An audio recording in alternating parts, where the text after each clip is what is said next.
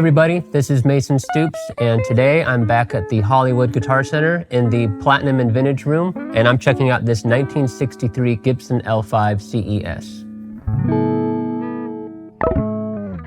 So the L-5 goes as far back as the 1920s in Gibson's catalog. It was their top-of-the-line kind of Cadillac guitar. It had a big body, the F-holes, every fancy appointment they could offer. By the 50s, the L-5 was upgraded with electronics and pickups because, as we know, the electric guitar is very cool, and Gibson wanted to keep up with what the public was wanting. So initially, it had two P90 pickups, and those stayed until about 1957 when Gibson switched over to the now legendary PAF humbucking pickups. The only other major changes the L-5 saw was the introduction of the Florentine Cutaway in 1960 and a one-piece laminated maple back that was introduced around 1963, which is the year this guitar happens to be. So for this demo, I'm plugged into a 1959 Fender Tweed Princeton, and to get things going, I'm going to start on the neck pickup.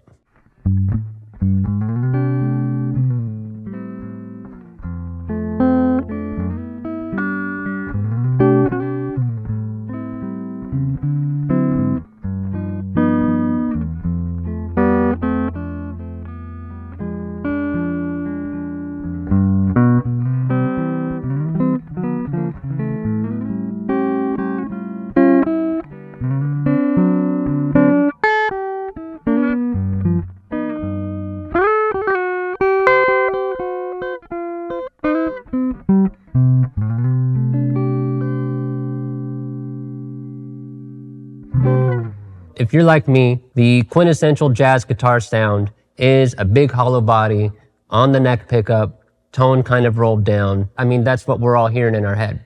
And all of those guys, Johnny Smith, Wes Montgomery, when they were making those sounds that influenced all of us, they were probably playing an L-5, much like this one.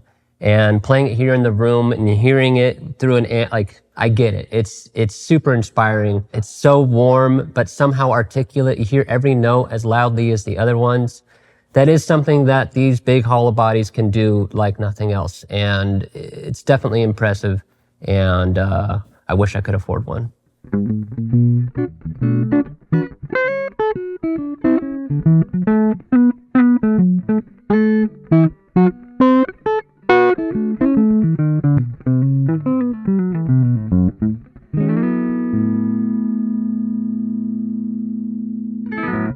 So next, let's check out the middle position, which is my personal favorite position. That's more of the Scotty Moore and Chet Atkins world. It feels more Southern. It feels more Americana in a way. There's a brightness and kind of a twang that's hidden beneath that jazzy neck pickup sound, and it's so distinct. I just love it so much.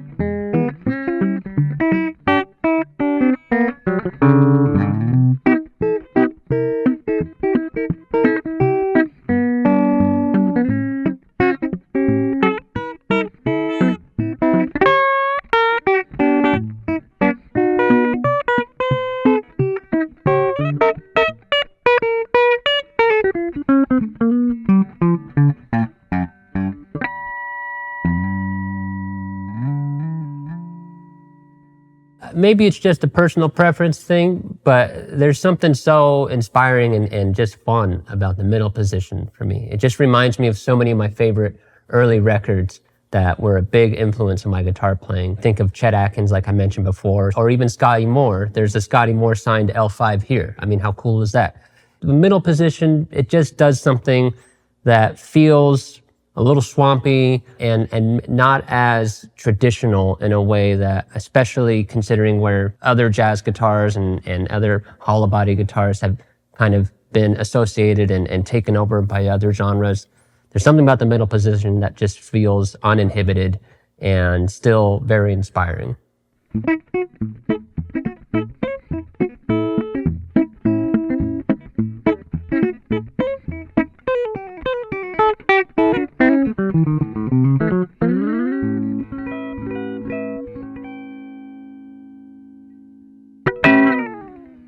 But now let's check out the bridge pickup. I honestly, I don't even know what the bridge pickup sounds like on an L5. Does anyone use the bridge pickup on an L5?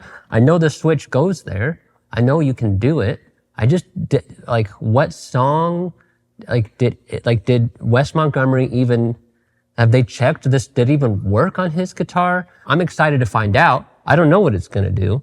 I assume it's gonna be very cool, but I just can't even think. Someone tell me a song that's like, oh, that's definitely the sound of an L5 bridge pickup. I can't think of it, but it's there. They put it there. I just truly can't even begin to tell you what I think it's gonna sound like, but I guess let's find out.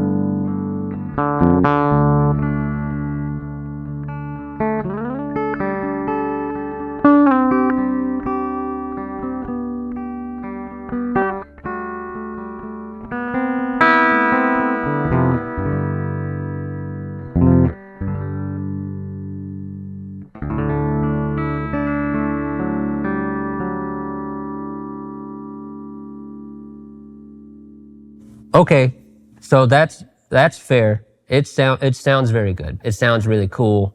I actually really like that. That might even been my favorite. Maybe I'm just because I was surprised. I don't know. That was cool. It's articulate all over the fingerboard in a way that an archtop should be and I guess would be, but it also does the like kind of Les Paul and 335-ish like bite. And I feel like of all the positions, maybe that's the one that I need to spend more time with. It at least made me play in a very different way than I had expected. Usually in a bridge pickup, you just want to dig and make it scream. And this was more, it seemed to have brought out things in the guitar that maybe I just didn't know were there.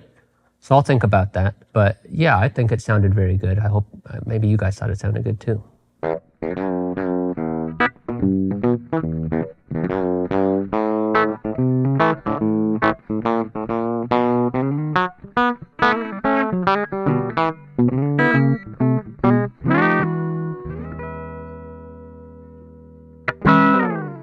All right, to sum it all up, I haven't been traditionally a hollow body or archtop guy. I've just always thought they were a little out of my price range and they never quite fit in a gig bag. You know, it's a little delicate. And so, you know, who am I? All that said, turns out the L5 is really cool. I get it. I get why this was the guitar you dreamed of if you were the best of the best. It has such a comfortable neck. Even though the body is huge, it kind of just feels like, I don't know, like an old pickup truck or something that you just are comfortable and safe in. I don't know. Does that make sense? It does everything you want very clearly, very professionally. It feels very serious. I feel like an adult playing this guitar. All the pickup positions are just cool and articulate. It feels expensive, and it is expensive. And hopefully someday I can afford one as good as this. But until then, I'm just going to keep coming back to Guitar Center and making them let me borrow this one.